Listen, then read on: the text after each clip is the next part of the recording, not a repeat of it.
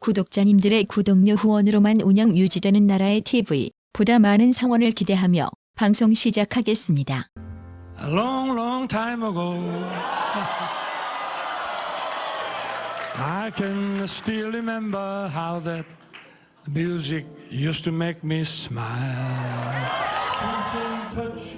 방금 들으신 노래는 윤 대통령이 지난 4월 26일 방미 기간 백악관 국빈 만찬에서 미 포크록 가수 돈 맥클린의 아메리칸 파이를 열창해 화제에 오른 바 있습니다.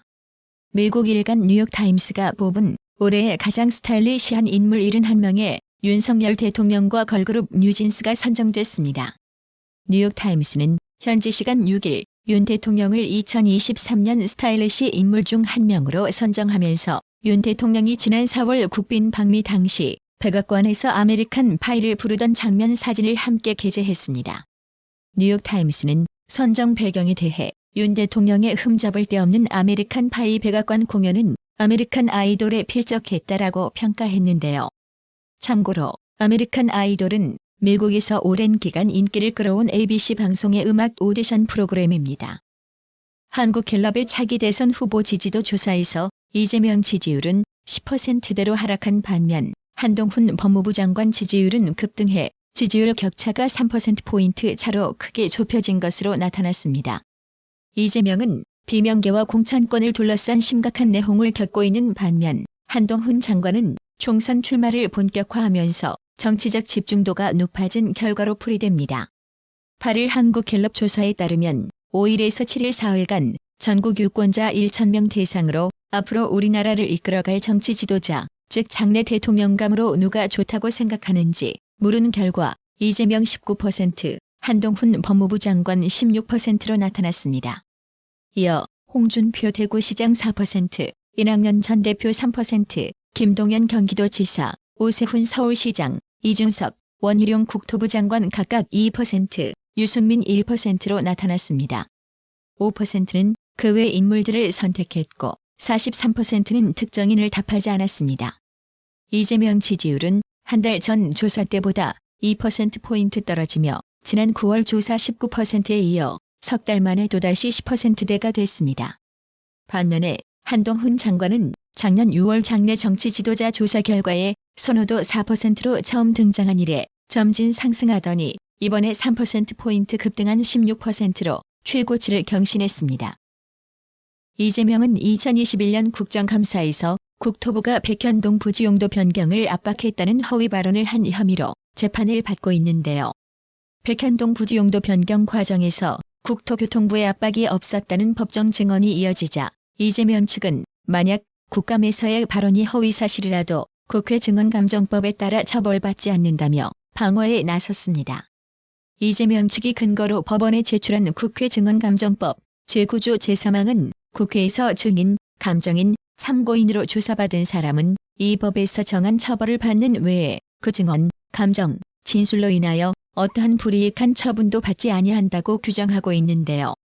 이에 대해 검사는 국회 증언감정법 제9조 3항은 불이익한 처분을 받지 않는다고 할 뿐 형사처벌을 받지 않는다고는 나오지 않는다며 불이익한 처분은 행정처분이나 인사상 조치를 의미하고 진술 내용에 형사상 죄가 포함된 경우 형사처벌까지 면제라는 것은 아니다라고 반박했습니다. 자신이 불리하면 언제든지 말바꾸기 태세 전환하는 이재명 혹은 이재명 측 이제 지긋지긋할 정도입니다.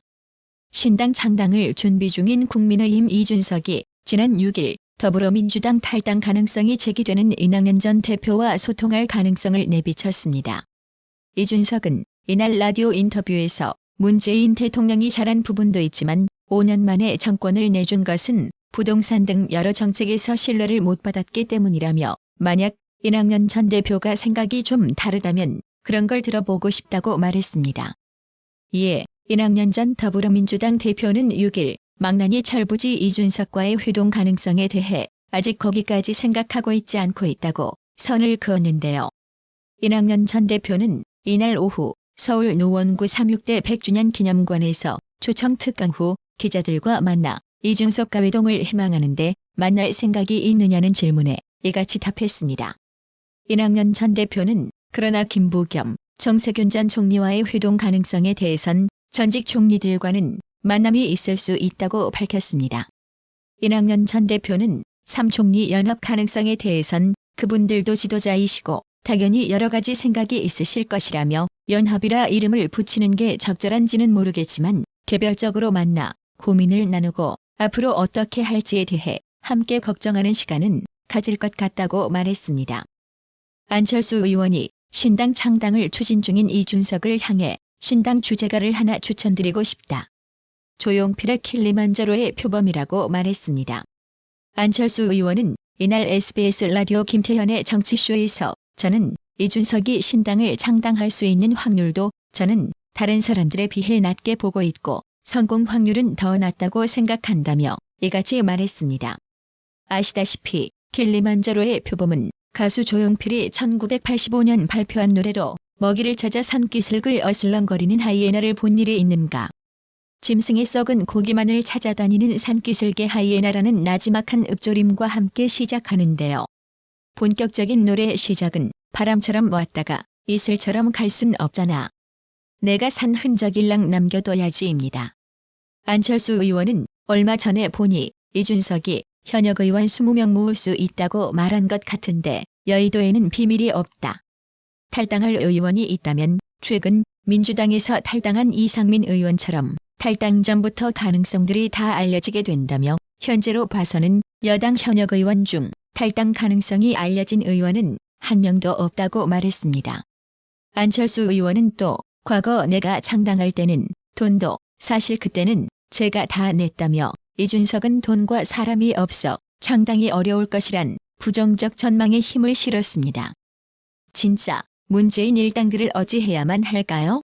문재인 좌익 정권 안보사령탑이었던 서훈 당시 청와대 국가안보실장이 해양수산부 공무원 이대준 씨가 서해 북한 해역에서 표류 중이라는 사실을 2020년 9월 22일 보고받고도 구조 조치를 하지 않은 채 퇴군했던 사실이 드러났습니다. 심지어 컨트롤타워인 안보실 지시가 없는 상황에서 국방부와 통일부는 이날 북한의 실종 사실을 알리는 통지문조차 보내지 않았습니다. 문재인 좌익 정권이 북한 해역 표류를 확인한 지 4시간 만인 이날 오후 9시 40분에서 10시 50분 사이 이대준 씨는 북한군에 사살됐습니다. 감사원이 7일 공개한 서해 공무원 피살 사건 감사 결과 자료엔 이대준 씨가 사살되기 전까지 문재인 좌익 정권이 사태를 방관한 전말이 고스란히 담겼습니다. 감사원은 감사 착수 1년 5개월 만인 이날 감사 핵심 내용을 보도자료로 공개했습니다. 기밀이 담겼다는 이유로 전문은 비공개 결정됐습니다. 또 문재인 좌익 정권이 이대준 씨의 사망 사실을 확인하고도 생존해 있는 것처럼 언론에 알리고 생존 여부 확인을 요청하는 면피성 뒷북 통지문을 북한에 보낸 것으로 파악했습니다.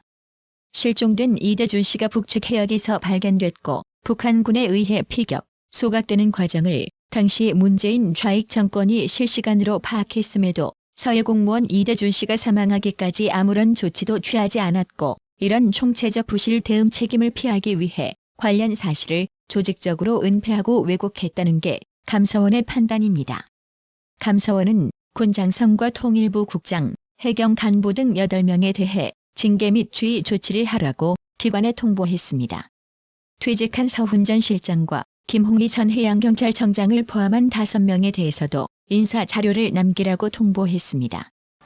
구독 그리고 알람 설정, 뉴스 영상 내용이 좋았다면 좋아요를 클릭해주세요.